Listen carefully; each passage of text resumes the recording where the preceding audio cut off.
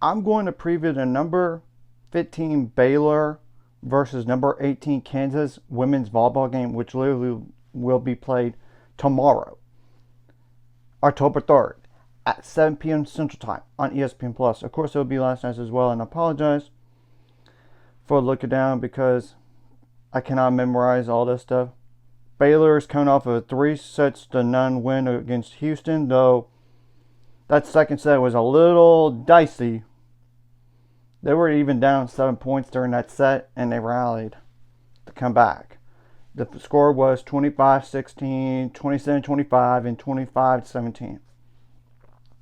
Thus, Baylor is 9-3 overall, 4-0 in the Big 12. Now, I will say Kansas,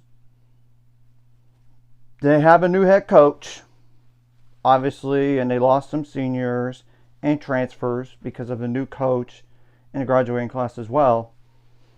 However, they're still good, but I don't think they're as good as last year's team. And this is a revenge game when I see one, or really the last 2 years, because Baylor has lost to Kansas. I'm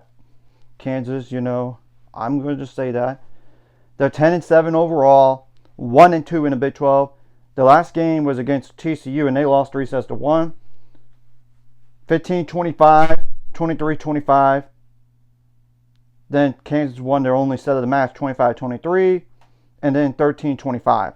So 2 of those sets were not close, while the other 2 were close, to say the least. And I'll put the stats in the description below for Kansas as well as their roster. And I do not know the injury stats for going to the Kansas game, in particular for Kansas.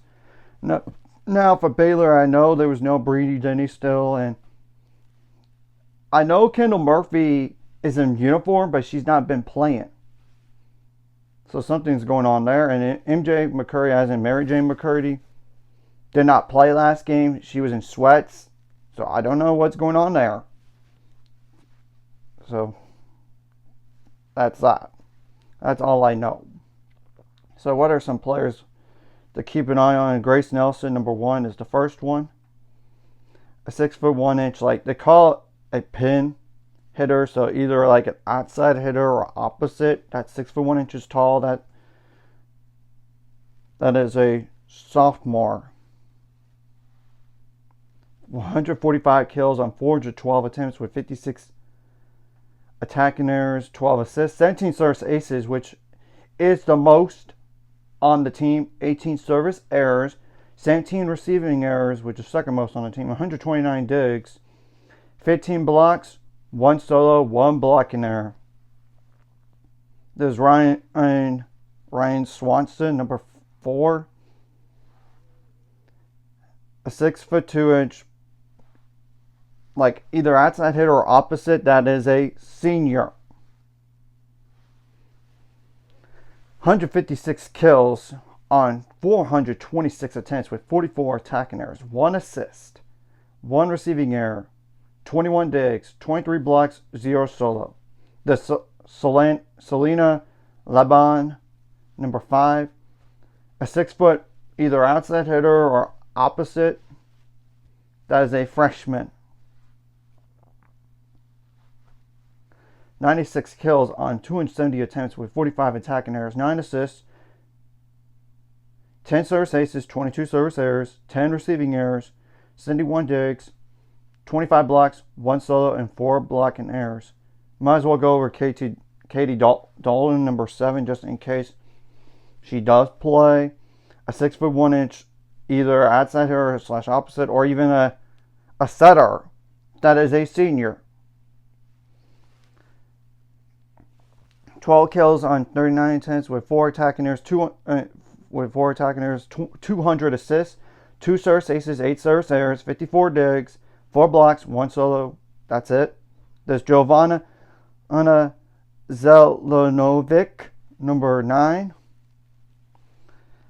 a 6'7" outside hitter or opposite. That's a freshman. Whew. That's tall. And she's played all 67 sets this year. So 188 kills, which is the most on the team, on 476 attempts, which is also most on the team, with 65 attacking errors, which is also most for the team. 3 assists, 5 service aces, 9 service errors, 48 digs, 70 blocks, and believe it or not, that's actually not leading the team. And 4 solo, and that's it. There's Reese Polishek, Ptaceek, a 6'3" middle blocker that is a sophomore. 162 kills on 346 attempts with 54 attacking errors, 7 assists, 10 service aces, 7 service errors, 2 receiving errors, 34 digs, 72 blocks, which is actually most on the team. In 6 of those solo and 3 blocking errors, there's Kristen and Klein, number 11. A 5'11" setter that is a sophomore. 29 kills on 86 attempts with 12 attacking errors, 474 assists, 15 service aces, 18 service errors, 96 digs, 13 blocks, 0 solo, and 1 blocking error. Then there's Aurora Papic, P-A-P-A-C. I apologize, I butchered that. A 6'4" middle blocker that is a freshman. 27 kills on 65 attempts with 15 attacking errors. 6 assists. 13 digs. 69 blocks, which is also third most on the team. 7 of those solo and 9 blocking errors, which is the most on the team, by the way. So as you could tell, they have 3 players between 69 blocks to 72 blocks. Whew. Wow. Really good blocking, I tell you that, from 3 players. And there's Molly McCarthy, number 19. A 5'11" libero / defensive specialist that is a redshirt junior. No kills on 1 attempt with 1 attacking error, 12 assists, 5 service aces, 11 service errors, 8 receiving errors, 65 digs. That's it. There's Ryan White, number 22. A 5'9" libero / defensive specialist that is a senior. No kills on 7 attempts, 71 assists, 15 service aces, 26 service errors, which is the most on the team. 18 receiving errors, 245 digs. That's it. There's Logan Bell, number 25. A 5'11" either outside hitter or opposite. That's a freshman.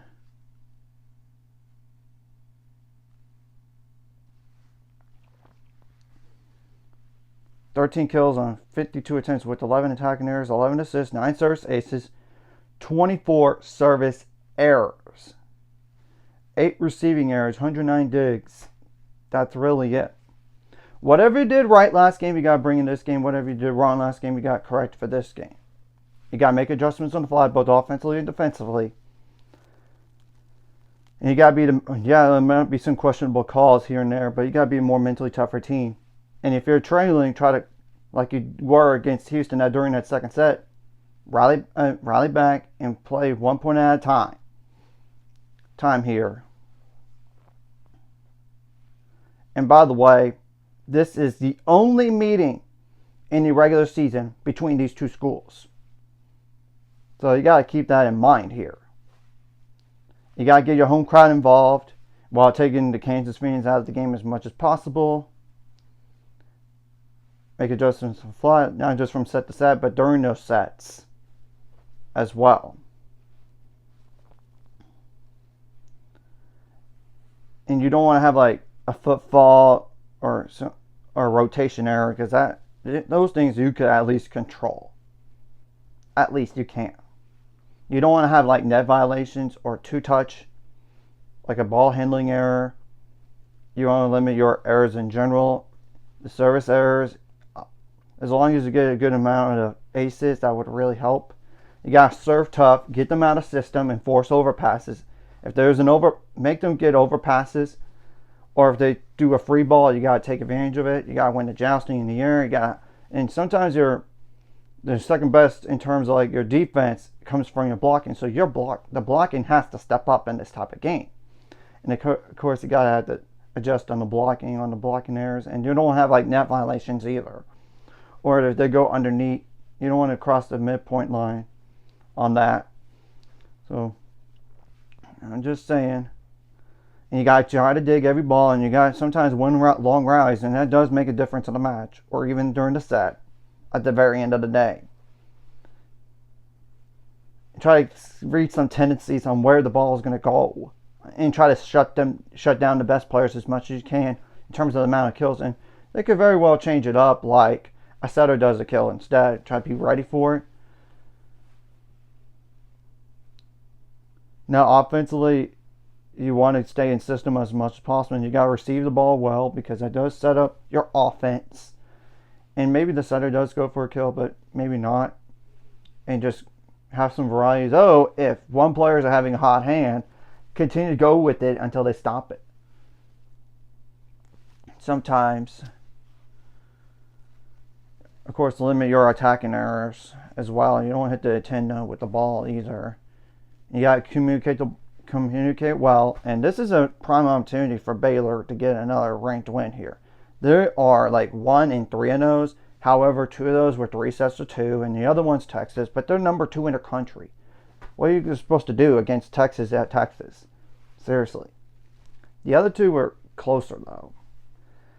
And if this is a huge game for conference standings wise, because look, Kansas is going to come off desperate. They don't want to start 1 and 3 in the Big 12, while Baylor is trying to look to stay unbeaten in the Big 12 and stay unbeaten at home. Yeah, they have not lost a home game. All those games that they lost were neutral site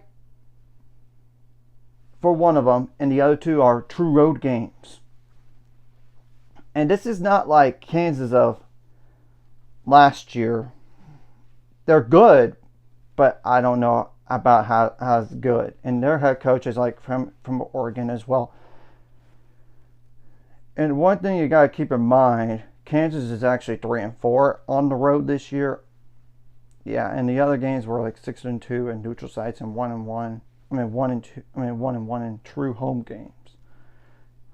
But they have been battle tested though.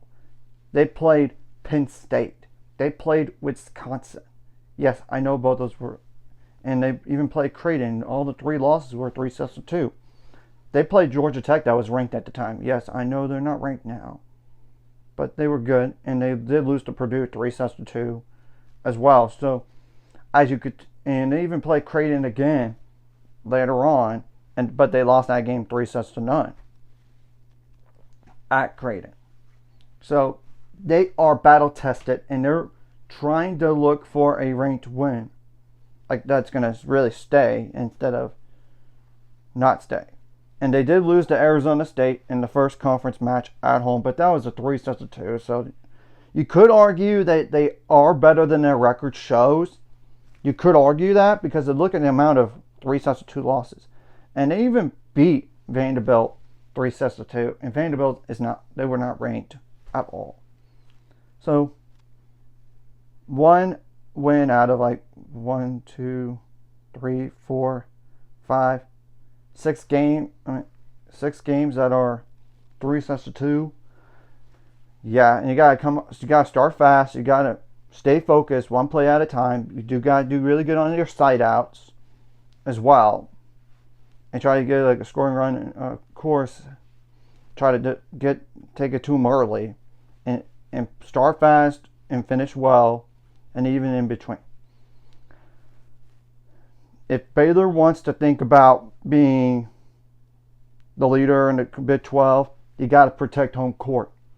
And and down the line for the RPI and NCAA tournament wise, if they want to be a top 4 seed or better, which maybe a 3 seed, but I don't know about a 2 unless they win forget it being a 1 seed. That's nearly impossible. A 2 seed is a little bit more of a stretch because they would have to practically win every game they have remaining. But a 3 seed, yeah, I think that's more achievable. So point being, you got to get some ranked wins. And I know Baylor has not done well in terms of ranked wins. But 2 of those were close, like I said, while the other one was a 3 sets to none. You got to have your key players step up on offense and next player up mentality for those players that are not going to play. So you got to step up. We'll have to just monitor the injuries for Baylor. I mean, whatever's going on with those NJ McCurry, Bree Denny, and Kendall Murphy. I know Kendall Murphy was actually warming up, but she was not like hitting the ball though. So we're going to have to wait and see when it does happen again. And she's only played like 1 set this year, and that was game number 1. So anyways, if you like this content, hit the like, subscribe, and see you guys later on the road to 800 subscribers. Of course, ultimate goal is 1,000 more. Some of my this course, I like the video, comment video really helps YouTube algorithm. Some more people see us during the video does help as well. Some more people could watch, and if you're watching, and not subscribe, hit subscribe button, for the notification bell as well, and stay hungry for this type of game. And I'm sure they're going to be. They want to protect home court here, and it would be huge, not just for the conference wise, but NCAA tournament wise, to get another quality win and get a ranked win at that, and be better against ranked opponents. And the last time Baylor played a ranked opponent at home, they did win, and I was against the top 10 TCU team at the time. I don't think Kansas is as good as that TCU team, but at the same time, I'm not overlooking them. They're a good team for a reason. They just have been so battle tested, and this is surely a game that Kansas really does not want to go on the road this week and be 0-2 and 1-3 in the Big 12 overall. They surely don't want to do that. So let's try to give our best and see what happens from there. And I know it's a quick turnaround. At least Baylor played only 3 sets while Kansas played a little bit more. They played 4. So the home field advantage Baylor has. The rest advantage, the Kansas game actually started earlier, but I don't know how much of a time difference, in terms of like the amount, like from when the Baylor match ended and Kansas match ended, how much of a time difference that it really is. But still, let's go out there and protect home floor.